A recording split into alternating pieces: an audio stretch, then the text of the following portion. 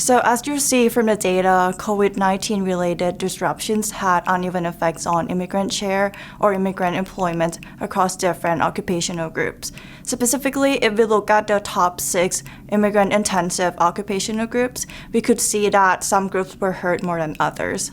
For example, if we look at farming, fisheries, and forestry, we can see that the share of foreign-born workers fell from almost 1/2 all the way down to 1/3 by July 2020, even if we take some seasonal effects into account.